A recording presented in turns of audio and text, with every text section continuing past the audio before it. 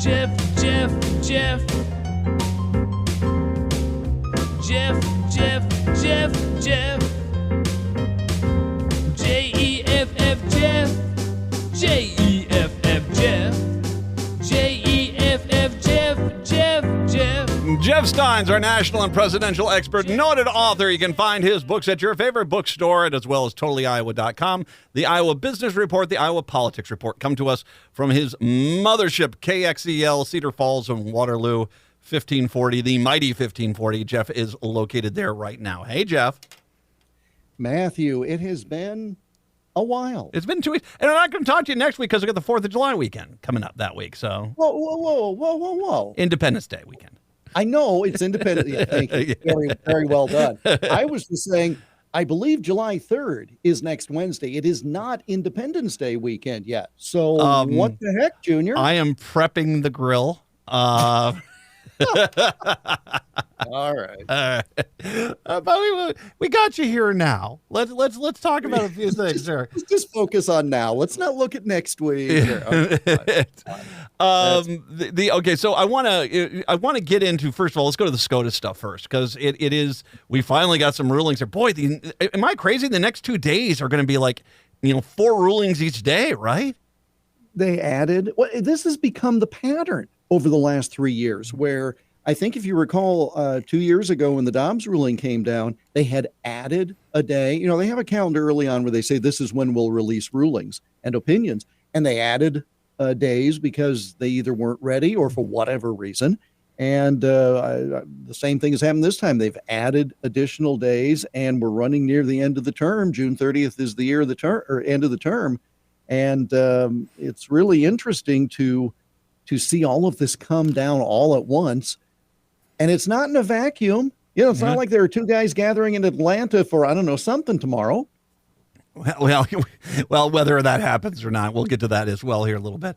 The main one that came out earlier, because there's one that was put out but then retracted, and I'll get to that in a second. The Supreme Court handed Biden administration a major victory. I don't know if it's a major victory. They punted again. It was another 3 and out by the Supreme Court. They rejected a Republican challenge that sought to prevent the government from contracting social media platforms to combat what it said was misinformation. A 6-3 vote that basically those who challenged those interactions had not suffered the sort of direct injury that gave them standing to sue, which is kind of a part of the problem. And this goes back to the Mifflin-Pristone ruling, whereas you can't just do, although Alito disagrees with that completely on this ruling, you can't say theoretically someone got hurt by this. You actually have to bring the person forward who got hurt by this. And when you're talking about misinformation, unless the White House mislabeled something that was true as misinformation, and you knew that they did this and then contacted Facebook, it almost becomes impossible, because that person, a person who did get called out correctly for misinformation is not going to go on out there and say, well, I was ruined because I lied. Here's the big problem with this as a First Amendment case, which it is. Mm-mm. And the reason the government is involved is government cannot engage in prior restraint on speech. So Twitter, X, Facebook, McNeil.com, whatever. If those are private entities, you can stifle speech, you can censor speech, you can do whatever you want all day and half the night. The distinction here is, did the government put their thumb on the scale, put pressure on the private business? If the government puts pressure on the private business, like, it'd sure be helpful if you didn't let some of that stuff out, then it is seen as the government acting through the private entity. That is, to your point, very hard to prove. Because let's say, and the only thing and by the way, and just to clarify, not prove, but how someone was hurt by that. I mean, and that's the other side of it. It is, but I'm saying the proof is hard, first of all. Yeah. Because and all I can think of is a mafia movie, but, I mean, it's like if somebody comes by and says, it'd really be helpful if you didn't do this. I mean, sure would hate to see something bad to your business like tax returns being audited. Oh, geez, okay, I'll do it. That is still, that's not direct enough, right? But now in terms of the harm, now with First Amendment, you have a right to speak, but I also have a right to hear. And you have to prove that me not hearing this speech led to some harm. Okay, what? An American is going to get up there and say, because Twitter stifled speech about Hunter's laptop, I voted for Biden and I wish I hadn't. Okay, that's the claim, right? If nothing else, I saw a lot of people who said, oh, the First Amendment is now dead and the government can do whatever it wants, blah, blah, blah. I think that having this brought and having enough things come out that were admitted of contacts between the administration and these entities, that's enough to expose the idea. I don't know that you needed to have a Supreme Court decision because, again, what's the recourse? Well, and then even if you did get to a point of proof, there comes the fire. You can't scream fire in a theater. And why? Why not? Because you create a panic and people can get hurt. Now, there's people that still argue that you should be able to do that. Well, you can't because there is a downside to that. When it comes to COVID, by saying, you could drink bleach or something like that, and that's a perfectly fine option, saying, oh, dear Lord, don't do that. That's actually dangerous to do. It's not going to cure your COVID and you could get sick. It's in kind of turn, you're trying to stop someone from screaming fire in a movie theater after they've already done it. And so, it becomes an interesting argument even after that in regards to whether or not you have that ability to the concern that you would have per se with the fire in the theater element is that if you can prove that what the person is saying is absolute bonkers and makes no sense, then they don't really have that recourse. Well, yeah. But to me, the more fundamental and by the way, could hurt somebody if they follow that person's advice. Speech is not absolute because you cannot cause physical harm to another through the speech. That's the crowded, shouting fire in a crowded theater analogy. If you cannot fundamentally prove that the government strong-armed stifling of speech, you're done. Because of the fact that it's a private company, right? I mean, and I don't care if they're publicly traded. They're private companies as opposed to the government. And so if Facebook wanted to throttle down every message that it didn't like, it could do that. It is not a common carrier like the phone company. That was another argument that had been used long ago when you first got your AOL account. AOL was literally sued.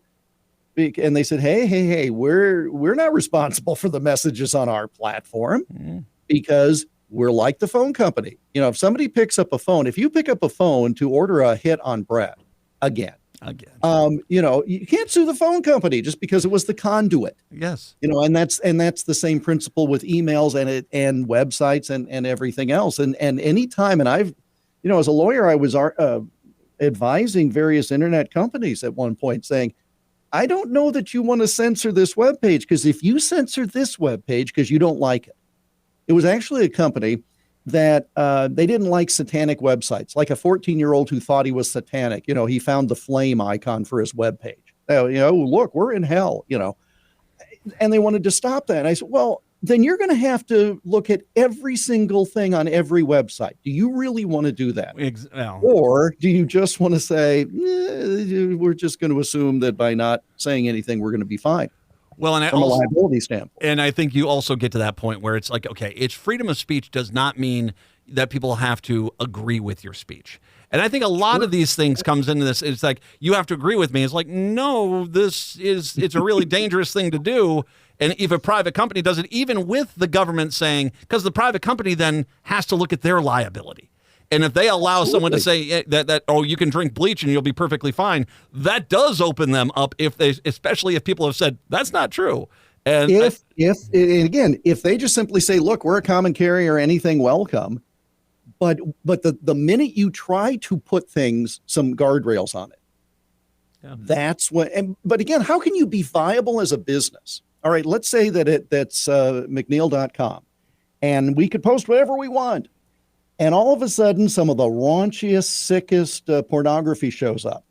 And you don't like that. And so you say, no, I want a family-friendly website, just like my radio show. Y'all come. Great. But once you start putting those limitations on things after it's out there, that's when you really open yourself up to the liability.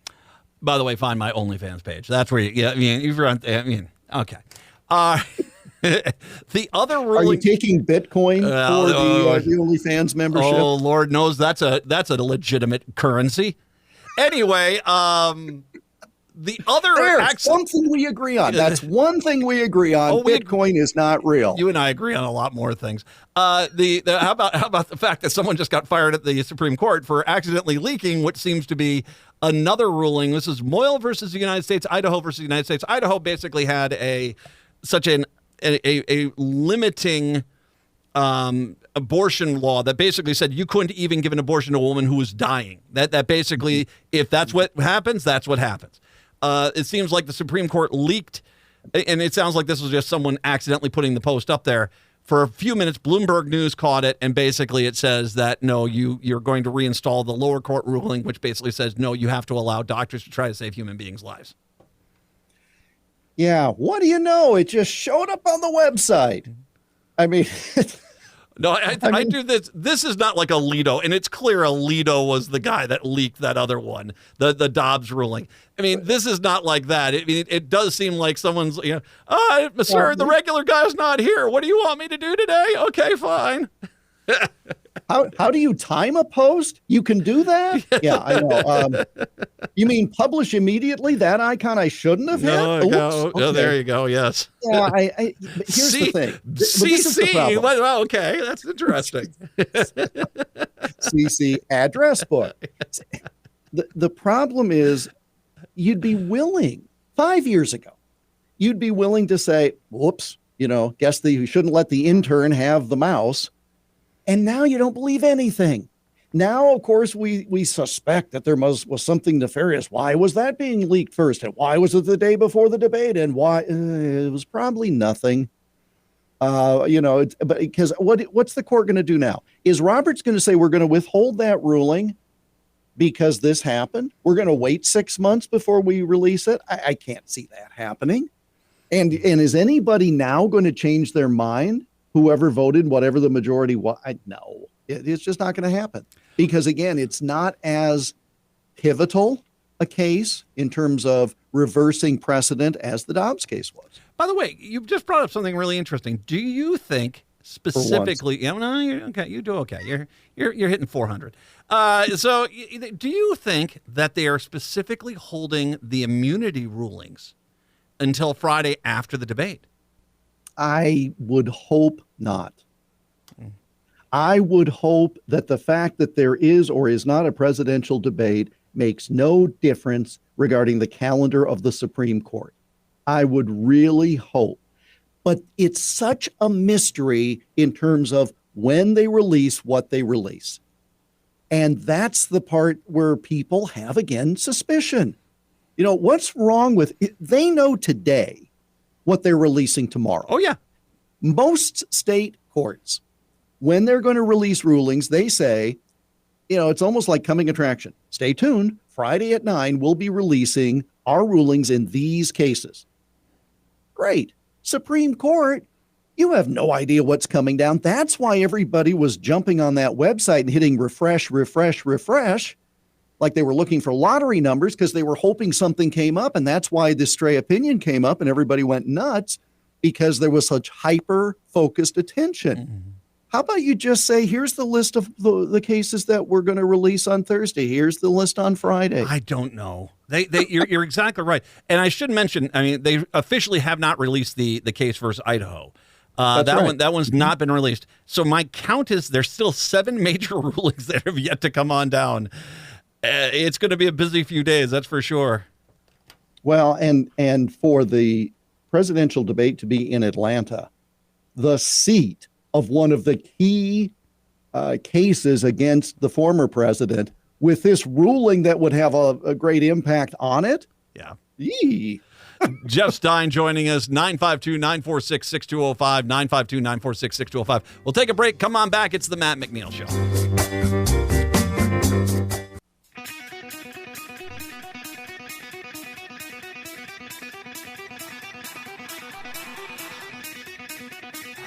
Broadcasting in the evenings on WCPT 820 Chicago's Progressive Talk, and in the afternoons on AM 950, the Progressive Voice of Minnesota. It is the Matt McNeil Show.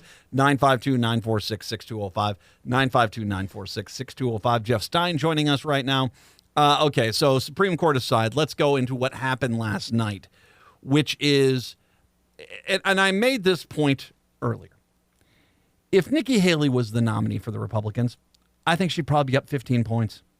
I think that if the Republicans could get out of their own damn way and not find the most flawed candidates possible and put them on the ballot, we'd be wondering how bad this was going to be for the Democrats this year.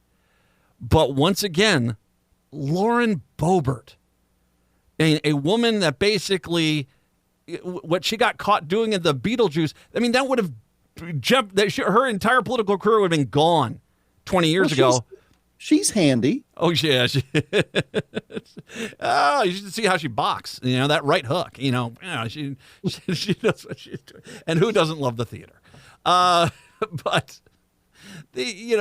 she because she's an embarrassment, she jumps districts, into a more conservative district that supposedly had more traditional Republican values, and she trounced them. She's definitely going back to Congress again because the Democrats probably not going to win that. Was it Colorado 4?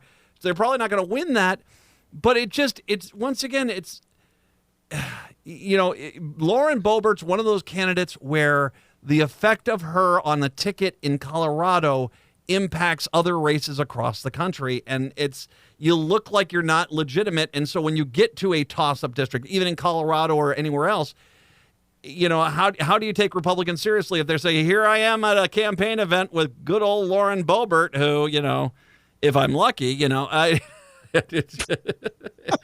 Sorry, we're late. We were in the car. Yeah. But here's the thing. I mean, she's not going to travel the country to campaign in support of any Republicans.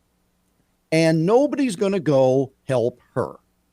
And as you say, based on the voter registration numbers, may not be necessary. She may already have the seat in hand, as it were. But I just don't think individual congressional races are as tied nationally as we'd like to think. I mean, I saw the victory laps about Jamal Bowman losing in his primary. Means nothing except in that particular district. I just don't see a trend. I think people look at their member of Congress, period.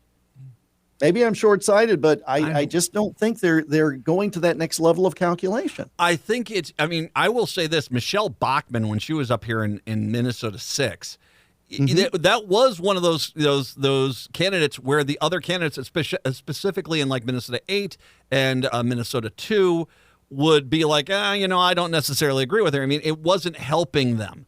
And Sure. and I think that so maybe more in Colorado. Bring up Bowman. I wanted to bring that up too.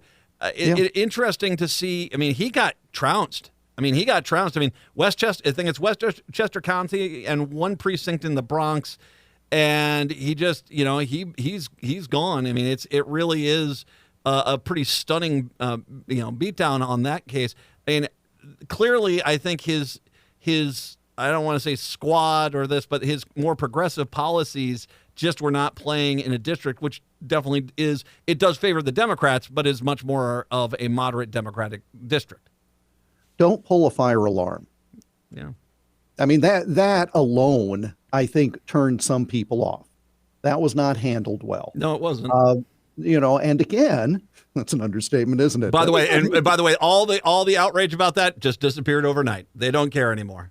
No, nobody cares. Exactly. So I think you've got a potentially flawed candidate plus views that, and the only thing to watch is, are Democrats who are more pro-Israel, traditional position for Democrats, Are they concerned about all of this anti-Israel protest, and is that going to be a bit of a pattern? Only in a primary, not in a general. No, not because really. what are you going to do if he were on the ballot in the general? Is a Democrat going to say, I'm not real crazy about some of those views, but I'm going to go Republican therefore? No. So it not only in that comes district. up No. So it only comes up in primaries, and we're pretty close to the end of the primary season. So I don't know that it has much impact. It will be interesting to see what it does to Ilhan Omar in Minnesota 5.